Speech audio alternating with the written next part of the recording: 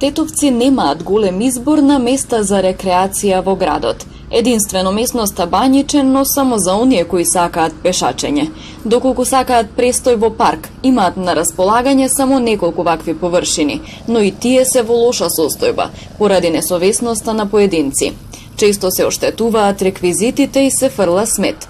Граѓаните велат дека е потребно континуирано одржување, но и повеќе зелени површини.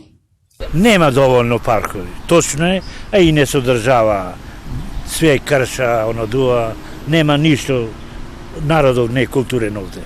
Паркови повеќе, без парк не може да дишиме, не е само згради, прави загушено све. Како не, треба зеленило да има паркови, деца еве вака. Види рано сум избегла со него да шетам. Гледај колку згради се направени, а ни една од тие нема паркови ни за деца, ни за старите. Од општина Тетово пак велат дека зелените површини се зголемуваат во стамбените населби, а поголемите паркови се одржуваат.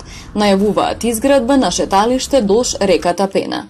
Пред неколку години постоеше проект каде што се обидовме да го зголемиме бројот на зелените површини по стамбените населби.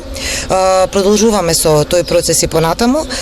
Жена парк се уредува постојано, исто како и паркот кај Шарената џамија, и се разбира актуелниот проект на уредување на шеталиштето по течението на река Пена, кој што ќе биде комплетно уредено со целосна инфраструктура за деца и се разбира за граѓаните. Во меѓувреме се чека и на уредување на единствениот скејт парк во Тетово, кој пред неколку години го изградија странски и домашни волонтери, но истиот воопшто не се користи, бидејќи е обраснат со трева и со оштетени реквизити. Од општината пред извесен период најавија негова обнова и поставување јавно осветлување.